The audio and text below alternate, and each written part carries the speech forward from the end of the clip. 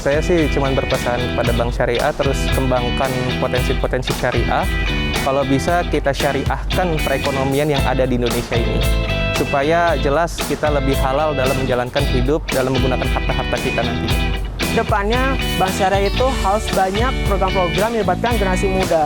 Seperti dalam hal kegiatan magang harus lebih diperbanyak kuotanya ataupun aksesnya. Kedua, program-program pembiayaan kewirausahaan gitu.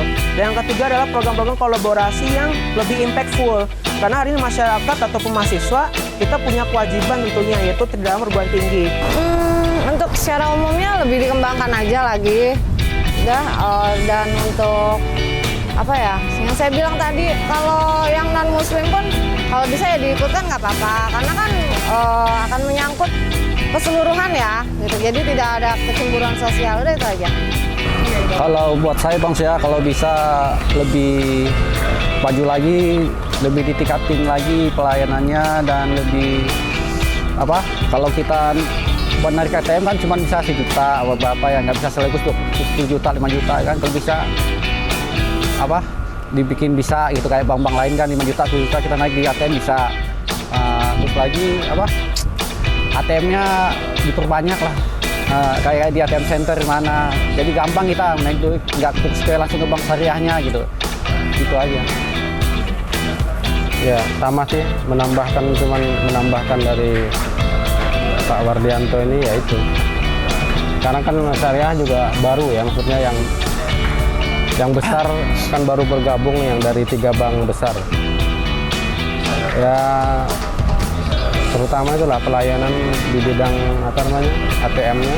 Sepertinya kalau kita mau untuk maju bersama, sepertinya kita harus membuka layanan yang lebih go public, lebih supaya familiar gitu ya. Mungkin dari segi juga layanan-layanan yang lebih terbuka. Terus kemudian juga memperluas terus sosialisasi ini, seperti acara ini misalnya, ataupun juga adanya petugas-petugas yang membeli. Jadi lebih go public gitu loh, supaya masyarakat lebih mengenal dan tidak mencap bahwa kalau kita nggak di pinggir jalan, oh itu spesial buat orang-orang yang muslim gitu. Jadi memang harus membuka diri, terus mempersiapkan juga untuk menyelesaikan dengan kemajuan-kemajuan zaman. Saya pernah melakukan research pada tahun 2005 terkait dengan challenge ya dari lembaga keuangan syariah di Indonesia.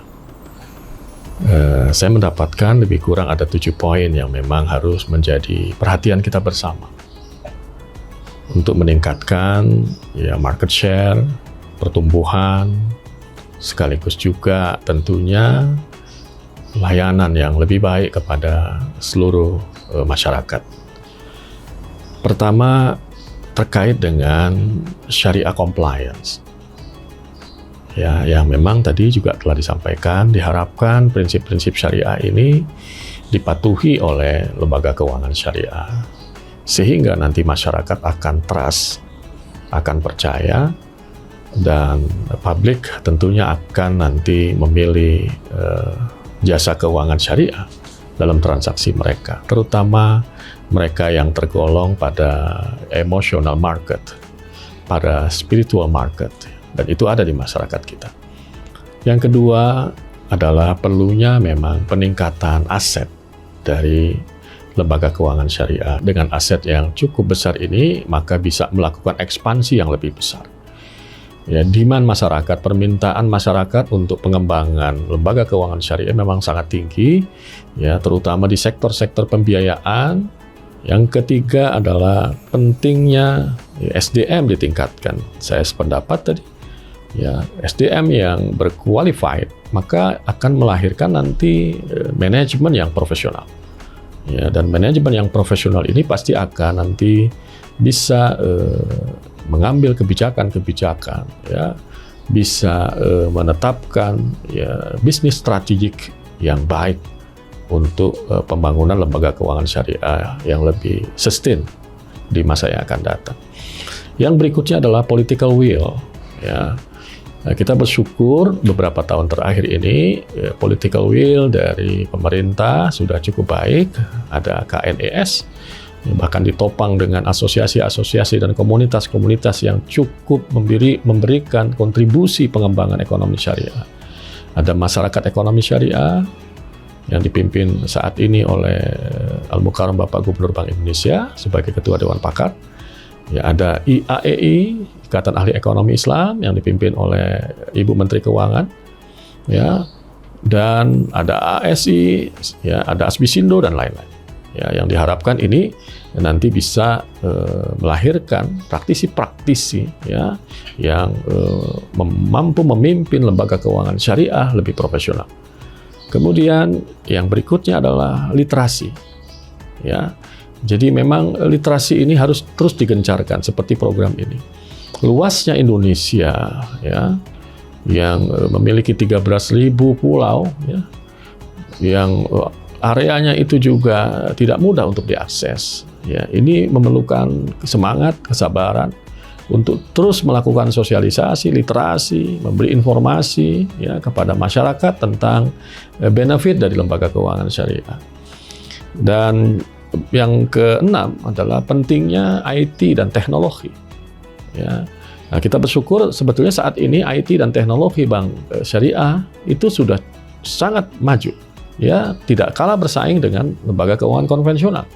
Ya, bahkan sistem digitalisasi produk-produk digital, ya, itu banyak dinilai para pakar, ya, telah melahirkan produk-produk yang kompetitif, yang friendly, ya, produk-produk yang tadi bisa go public, ya. Dan yang terakhir adalah ini kuncinya, komitmen umat, komitmen masyarakat.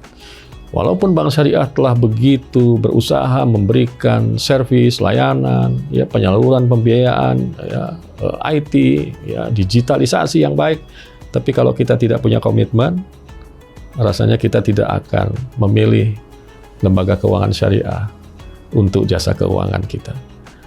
Saya ingin mengucapkan selamat berbuka puasa. Kita awali dengan takjil, kemudian berdoa. Kita lanjutkan dengan iftar. Semoga juga kita bisa menunaikan sholat isya, sholat tarawih, berdoa di keheningan malam, di 10 yang terakhir ini. Insya Allah, Allah akan mengijabah doa-doa kita dan menerima amal ibadah puasa kita. Demikian, wassalamualaikum warahmatullahi wabarakatuh.